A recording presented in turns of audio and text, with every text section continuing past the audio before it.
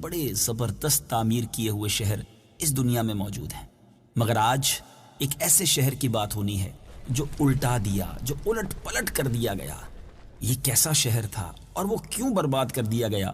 بڑا ہی عبرت انگیز واقعہ ہے، اور بدقسمتی سے آج جس بیماری کی، جس برائی کی ہم نے بات کرنی ہے، جو اس قوم میں تھی، جس قوم کے شہر کو تباہ و برباد کر دیا گیا، وہ برائی بدقسمتی سے آج ہمارے معاشرے میں بھی پائی جاتی ہے۔ وہ برائی کون سی ہے وہ بھی آپ کو بتانی ہے۔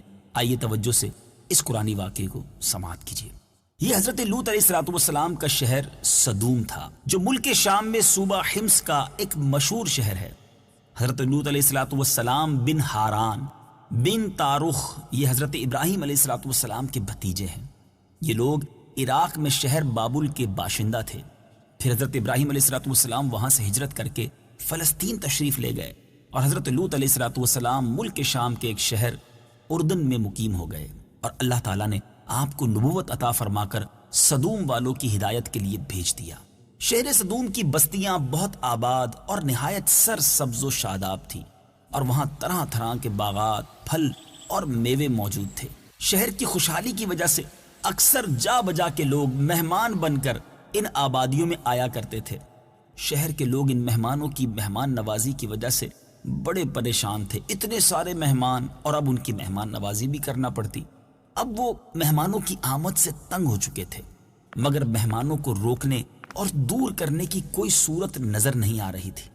اس ماحول میں ابلیس لعین شیطان جو ہے ایک بوڑھے شخص کی شکل میں نمودار ہوا، اور ان لوگوں سے کہنے لگا کہ اگر تم لوگ مہمانوں کو بھگانا چاہتے ہو، اپنے سے دور کرنا چاہتے ہو، اپنی زندگی کو پرسکون بنانا چاہتے ہو، تو ایسا کرو کہ تمہاری بستی میں جب بھی کوئی مہمان آئے تو تم اس کے ساتھ بد فعلی کرو۔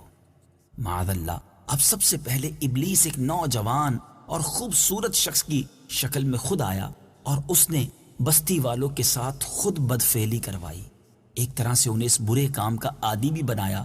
اب میٹھے میٹھے اسلامی بھائیوں، رفتہ رفتہ یہ لوگ اس برے کام کے اتنے عادی ہو گئے کہ عورتوں کو چھوڑ کر مردوں سے اپنی شہوت پوری کرنے لگے۔ چنانچہ حضرت لوط علیہ السلام نے ان لوگوں کو اس فعل بد سے منع کرتے ہوئے اس طرح واعظ فرمایا، جو کہ قرآن مجید میں ان الفاظ کے ساتھ موجود ہے۔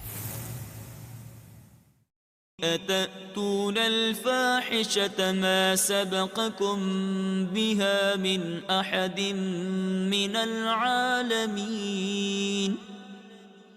ترجمہ: کیا تم وہ بے حیائی کرتے ہو جو تم سے پہلے جہان میں کسی نے نہیں کی؟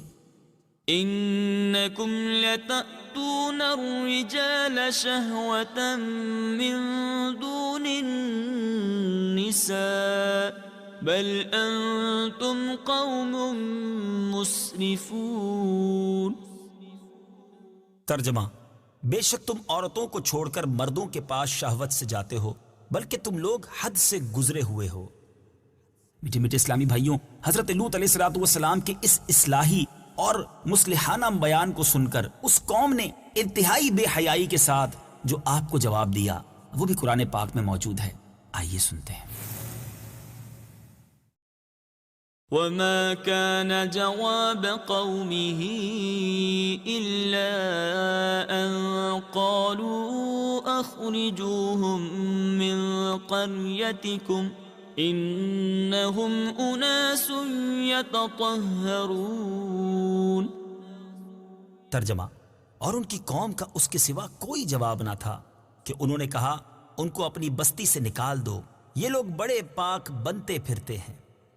جب قوم لوط کی سرکشی اور بدفعلی قابل ہدایت نہ رہی تو اللہ تبارک و تعالیٰ کا عذاب آیا۔ اور یہ عذاب کیسے آیا؟ چنانچہ حضرت جبرائیل علیہ السلام چند فرشتوں کو لے کر آسمانوں سے اتر پڑے۔ پھر یہ فرشتے مہمان بن کر حضرت لوط علیہ السلام کے پاس پہنچے، اور یہ سب فرشتے بہت ہی حسین اور خوبصورت لڑکوں کی شکل میں تھے۔ ان مہمانوں کے حسن و جمال کو دیکھ کر قوم کے جو بد فعل لوگ تھے، جن کا یہ اب وتیرہ بن چکا تھا، انہوں نے حضرت لوط علیہ السلام کے گھر کا رخ کیا۔ آپ نے ان لوگوں کو بہت سمجھایا کہ یہ میرے مہمان ہیں، مگر وہ قوم ماننے والی نہ تھی۔ بدفعلی کے ارادے سے آپ کے گھر کا محاصرہ کر لیا، آپ کی دیوار پر چڑھنے لگے۔ حضرت لوط علیہ السلام نے نہایت دل سوزی کے ساتھ ان لوگوں کو سمجھانا چاہا، اس برے کام سے منع کرنا چاہا، مگر یہ بدفعل اور سرکش قوم اپنے بےہودہ جواب اور برے اقدام سے باز نہ آئی تو آپ اپنی تنہائی اور مہمانوں کے سامنے رسوائی سے تنگ دل ہو کر غمگین اور رنجیدہ ہو گئے۔ یہ منظر دیکھ کر حضرت جبرائیل علیہ السلام نے فرمایا کہ اے اللہ عز و جل کے نبی، آپ بالکل فکر نہ کریں، ہم لوگ اللہ تبارک و تعالیٰ کی طرف سے بھیجے ہوئے فرشتے ہیں جو ان بدکاروں پر عذاب لے کر اترے ہیں، لہٰذا آپ مومنین اور اپنے اہل و عیال کو ساتھ لے کر صبح ہونے سے قبل ہی اس بستی سے دور نکل جائیں، اور خبردار کوئی شخص پیچھے مڑ کر اس بستی کی طرف نہ دیکھے، ورنہ وہ بھی عذاب میں گرفتار ہو جائے گا۔ اور میٹھے میٹھے اسلامی بھائیوں، چنانچہ حضرت لوط علیہ السلام اپنے گھر والوں اور مومنین کو ہمراہ لے کر بستی سے باہر نکل گئے۔ پھر حضرت جبرائیل علیہ السلام شہر کی 5 بستیوں کو اپنے پروں پر اٹھا کر آسمان کی طرف بلند ہوئے اور کچھ اوپر جا کر ان بستیوں کو الٹ دیا، اور یہ آبادیاں زمین پر گر کر چکنا چور ہو گئیں اور زمین پر بکھر گئیں۔ پھر کنکر کے پتھروں کا می برسا اور اس زور سے سنگ باری ہوئی کہ قوم لوط کے تمام لوگ مر گئے اور ان کی لاشیں بھی ٹکڑے ٹکڑے ہو کر بکھر گئیں۔ عین اس وقت کہ جب یہ شہر الٹ پلٹ ہو رہا تھا، حضرت لوط علیہ السلام کی ایک بیوی جس کا نام واعلہ تھا، جو در حقیقت منافقہ تھی اور قوم کے بدکاروں سے محبت رکھتی تھی، اس نے پیچھے مڑ کر دیکھ لیا اور یہ کہا کہ ہائے میری قوم، یہ کہہ کر کھڑی ہو گئی۔ پھر عذاب الہی کے ایک پتھر اس کے اوپر بھی گر پڑا اور وہ بھی ہلاک ہو گئی۔ چنانچہ قرآن مجید میں یہ واقعہ اس انداز سے بیان ہوا۔ فَأَنجَيْنَاهُ وَأَهْلَهُ إِلَّا امْرَأَتَهُ كَانَتْ مِنَ الْغَابِرِينَ وَأَمْطَرْنَا عَلَيْهِمْ مَطَرًا فَانظُرْ كَيْفَ كَانَ عَاقِبَةُ الْمُجْرِمِينَ۔ ترجمہ: تو ہم نے اسے اور اس کے گھر والوں کو نجات دی سوائے اس کی بیوی کے، وہ باقی رہنے والوں میں سے تھی، اور ہم نے ان پر بارش برسائی تو دیکھو مجرموں کا کیسا انجام ہوا۔ جو پتھر اس قوم پر برسائے گئے وہ کنکروں کے ٹکڑے تھے، اور ہر پتھر پر اس شخص کا نام لکھا ہوا تھا جو اس پتھر سے ہلاک ہوا۔ اے میرے میٹھے اور پیارے اسلامی بھائیوں، اس واقعے سے کیا سیکھنے کو ملتا ہے؟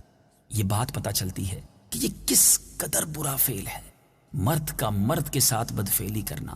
یہ اللہ تبارک و تعالیٰ کو کس قدر سخت ناپسند ہے، مگر بدقسمتی کے ساتھ لواطت یہ آج ہمارے معاشرے میں بھی عام ہوتا جا رہا ہے۔ اس قوم کی بستیوں کو تو تخت و تاراج کر دیا گیا، اس قوم کی بستیوں کو نیست و نابود کر دیا گیا، مگر آج جو لوگ اس بدفعلی اور اس برے کام میں مصروف ہیں یا اس کو اچھا سمجھتے ہیں، وہ اللہ کی بارگاہ میں کیا منہ دکھائیں گے، وہ کیا جواب دیں گے؟